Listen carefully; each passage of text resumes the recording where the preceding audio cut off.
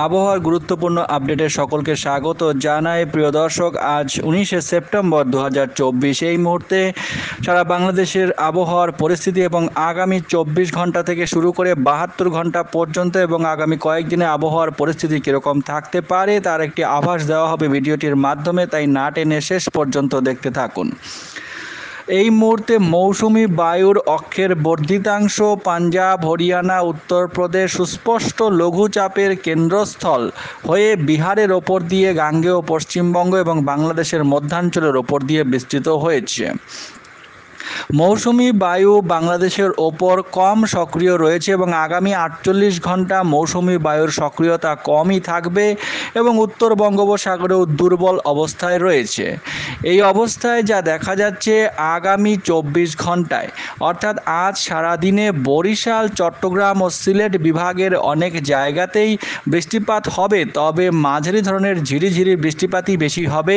ময়মনসিংহ, ঢাকা ও খুলনা বিভাগের কিছু কিছু জায়গায় এবং রাজশাহী ও রংপুর বিভাগের দু এক জায়গায় অস্থায়ীভাবে দমকা হাওয়া সহ মাঝারি ধরনের বৃষ্টি, বজ্রসহ বৃষ্টির সম্ভাবনা রয়েছে। তবে বৃষ্টিপাতের পরিস্থিতি গত 24 ঘন্টাতে যা দেখা গেছে বৃষ্টিপাতের সেরকম কোনো সম্ভাবনা দেখা যাচ্ছে না।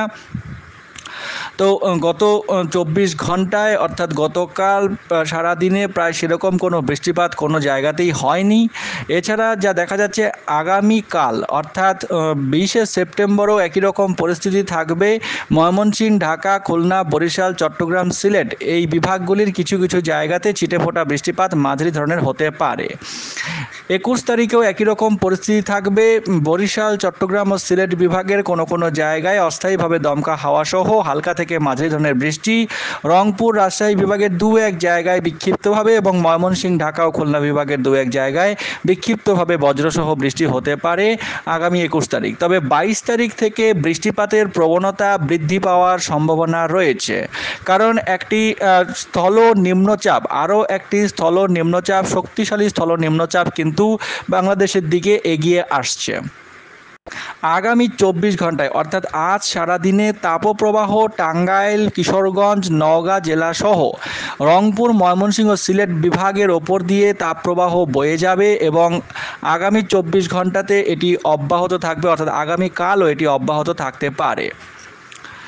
এই মুহূর্তের আবহাওয়ার পরিস্থিতি সরাসরি উপগ্রহ চিত্র এবং ওয়েদার মডেল ম্যাপ থেকে আমরা দেখে নেব। তো এই মুহূর্তে যা দেখা যাচ্ছে ওয়েদার মডেল ম্যাপ এবং উপগ্রহ চিত্র থেকে যা দেখা যাচ্ছে, কিছুটা গভীর সঞ্চারণশীল মেঘমালা তৈরি হচ্ছে এদিকে চট্টগ্রাম উপকূলের কাছাকাছি মায়ানমারের ওপরে এবং এই কারণে এর যে গতিপথ কিন্তু বাংলাদেশের দিকেই থাকছে এবং এই কারণে আজ ভোরের দিকে কিছুটা বৃষ্টিপাত পেতে পারে চট্টগ্রাম বিভাগের কিছু অংশ, মহেশখালী, টেকনাফ, রোয়াংছড়ি, থানচি এবং এদিকে চট্টগ্রাম এবং ফটিকছড়ি উপজেলার আশেপাশে কিছুটা মেঘের সঞ্চার হচ্ছে, এদিকে কিছু মেঘের আনাগোনা দেখা যাচ্ছে এবং এই কারণে কিছুটা বৃষ্টিপাত হওয়ার সম্ভাবনা থাকছে।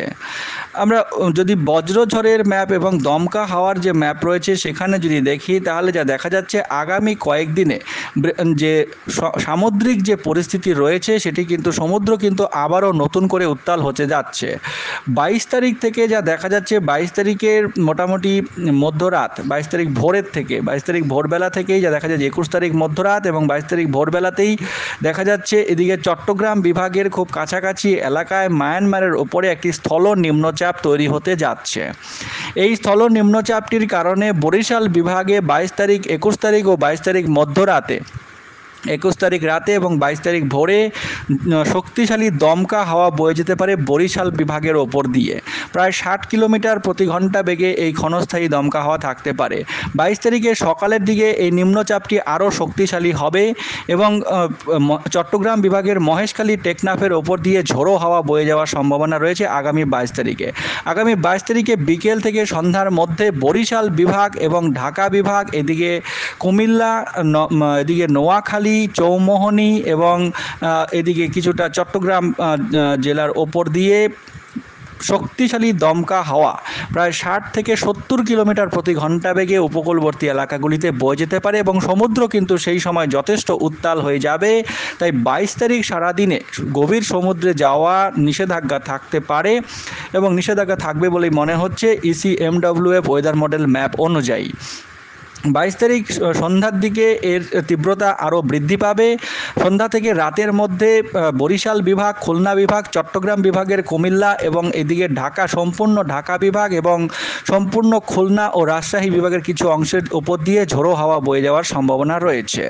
22 তারিখ রাতের দিকে এই ঝোড়ো হাওয়ার পরিমাণ আরও বৃদ্ধি পাবে। খুলনা বিভাগ, বরিশাল থাকছে, ঢাকা বিভাগ এবং এদিকে রাজশাহী বিভাগের বেশিরভাগ অংশের ওপর দিয়ে ঝোড়ো হাওয়া বয়ে যেতে পারে। 23 তারিখে রংপুর বিভাগের ওপর দিয়ে ঝোড়ো হাওয়া বয়ে যাওয়ার সম্ভাবনা রয়েছে এবং আগামী 24 ঘন্টাতে বঙ্গোপসাগর মোটামুটি শান্ত থাকলেও আগামী 22 তারিখ থেকে কিন্তু আবার বঙ্গোপসাগর নতুন করে উত্তাল হচ্ছে। আজ ভোর থেকে সকালের মধ্যে যা দেখা যাচ্ছে, আজ ভোর থেকে সকালের মধ্যে বৃষ্টিপাতের সেরকম পরিস্থিতি খুব একটা থাকছে না। বরিশাল বিভাগের উপকূলবর্তী এলাকায় বজ্রসহ সামান্য বৃষ্টিপাতের সম্ভাবনা রয়েছে সকালের দিকটায়। দুপুরের দিকে যদি দেখা যায়, বরিশাল বিভাগে মেঘলা আকাশ থাকবে, বজ্রপাত সহ হালকা মাঝারি ঝিরিঝিরি বৃষ্টিপাতের সম্ভাবনা থাকছে। মোটামুটি বিকেল থেকে সন্ধ্যার মধ্যে দু একটি জায়গায় বিক্ষিপ্তভাবে মাঝারি ধরনের বৃষ্টিপাত হতে পারে। মাদারীপুর, লোহাগাড়ার আশেপাশে, মুকসুদপুর এবং শিবচর, এদিকে গোপীনাথপুর, এই কয়েকটি জায়গাতেই মাঝারি ধরনের হালকা মাঝারি ধরনের বৃষ্টিপাত হওয়ার সম্ভাবনা রয়েছে বজ্রসহ। ঘূর্ণাবর্ত কিন্তু একটি তৈরি হওয়ার সম্ভাবনা রয়েছে। আজ সারাদিনের মধ্যে ঘূর্ণাবর্তটি হয়তো তৈরি হয়ে যাবে, তবে এর শক্তি বৃদ্ধি পাবে 22 তারিখ নাগাদ। রাতের দিকেও সেরকম বৃষ্টিপাতের সম্ভাবনা থাকছে না। আগামীকাল ভোরের দিকে যদি দেখা যায়, আগামীকাল ভোরের দিকেও বৃষ্টিপাতের সম্ভাবনা সেরকম নেই। অর্থাৎ আগামী 48 ঘন্টা যা দেখা যাচ্ছে, খুব বেশি বৃষ্টিপাতের সম্ভাবনা কোথাও দেখা যাচ্ছে না। তাপপ্রবাহ থাকতে পারে। আগামীকাল রাতের দিকটায় চট্টগ্রাম বিভাগে হালকা মাঝারি বৃষ্টিপাতের সম্ভাবনা থাকছে। 22 তারিখে 21 তারিখে দিনের বেলায় যদি দেখা যায়, বৃষ্টিপাত কিছুটা বৃদ্ধি পাবে কোনো কোনো জায়গায়, যেমন সিলেট বিভাগ এবং এদিকে রাজশাহী ও ঢাকা বিভাগের কিছু অংশে হালকা মাঝারি বৃষ্টিপাত হতে পারে। 22 তারিখে 21 তারিখে যদি দেখা যায়, 21 তারিখ সকালবেলা সিরাজগঞ্জ এবং এদিকে নগরপুরের আশেপাশে এবং সিলেট বিভাগের সিলেটের আশেপাশে হালকা মাঝারি বৃষ্টিপাত 21 তারিখ থেকে হতে পারে। 21 তারিখ মোটামুটি সকাল থেকে দুপুরের মধ্যে বৃষ্টিপাতের সেরকম সম্ভাবনা থাকছে না। তবে 21 তারিখ সন্ধ্যা থেকে রাতের মধ্যে খুলনা বিভাগের শ্যামনগর এবং তার আশেপাশে বজ্রসহ হালকা মাঝারি বৃষ্টিপাত হতে পারে। 22 তারিখ থেকে নিম্নচাপ, স্থল নিম্নচাপটি তৈরি হয়ে যাবে মায়ানমার এবং বঙ্গোপসাগরের সিতওয়ে এর কাছাকাছি উপকূলবর্তী অংশে এবং 22 তারিখ মোটামুটি সকাল থেকেই এদিকে মহেশখালী, টেকনাফে প্রবল বৃষ্টিপাতের সম্ভাবনা রয়েছে। 22 তারিখ মোটামুটি সকাল 10টার পর থেকে বরিশাল এবং চট্টগ্রাম বিভাগে এই নিম্নচাপটির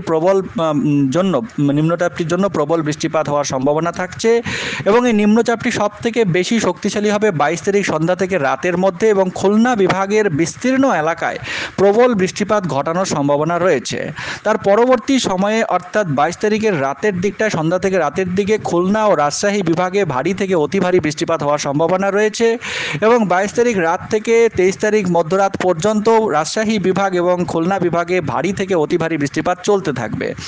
23 তারিখ ভোরবেলার দিকে এবং 22 তারিখ রাতে এবং 23 তারিখ ভোর পর্যন্ত রংপুর বিভাগের বিস্তীর্ণ এলাকায় ভারী থেকে অতি ভারী বৃষ্টিপাতের সম্ভাবনা থাকছে। ঠাকুরগাঁও, পঞ্চগড়, রংপুর, এদিকে লালমনিরহাট এবং পশ্চিমবঙ্গের উত্তরবঙ্গের শিলিগুড়ি, কোচবিহার, জলপাইগুড়ি, এইসব জায়গায় ভারী থেকে অতি ভারী বৃষ্টিপাত, আসামের কিছু জায়গাতেও ভারী থেকে অতি ভারী বৃষ্টিপাতের সম্ভাবনা থাকছে এই নিম্নচাপটির জন্য। 23 তারিখের পর থেকে নিম্নচাপটি সরে যাবে এবং বৃষ্টিপাতের পরিস্থিতি, হালকা মাঝারি বৃষ্টিপাতের পরিস্থিতি থাকতে পারে। 24-25 তারিখেও বৃষ্টিপাতের সম্ভাবনা থাকছে, তবে হালকা মাঝারি বৃষ্টিপাতের সম্ভাবনাই বেশি থাকবে। বঙ্গোপসাগরে আরও অন্য একটি ওয়েদার মডেল ম্যাপ অর্থাৎ গ্লোবাল ফোরকাস্ট সিস্টেম অনুযায়ী যা দেখা যাচ্ছে, বঙ্গোপসাগরে কিন্তু শক্তিশালী নিম্নচাপ এবং তার থেকে ঘূর্ণিঝড়ের সম্ভাবনা একটা দেখা যাচ্ছে। তবে নিম্নচাপই হবে বলে মনে হচ্ছে আপাতত। গ্লোবাল ফোরকাস্ট সিস্টেম অনুযায়ী 25 তারিখে বিকেল থেকে রাতের মধ্যে উত্তর বঙ্গোপসাগর, উত্তর মধ্য বঙ্গোপসাগরের আশেপাশে একটি শক্তিশালী নিম্নচাপ তৈরি হতে যাচ্ছে এবং এই নিম্নচাপটি 26 তারিখে প্রবল শক্তি অর্জন করবে এবং উড়িষ্যা উপকূলের দিকে ধেয়ে যাবে বলে মনে হচ্ছে এবং এই কারণে 26-27 তারিখে বাংলাদেশের উপকূলবর্তী এলাকায় প্রবল ঝোড়ো হাওয়া বয়ে যাওয়ার সম্ভাবনা রয়েছে। তো দর্শক, এই ছিল আপাতত আবহাওয়ার পূর্বাভাস। চ্যানেলের সঙ্গে থাকুন নিয়মিত এরকম আপডেট পাওয়ার জন্য। অনেক ধন্যবাদ।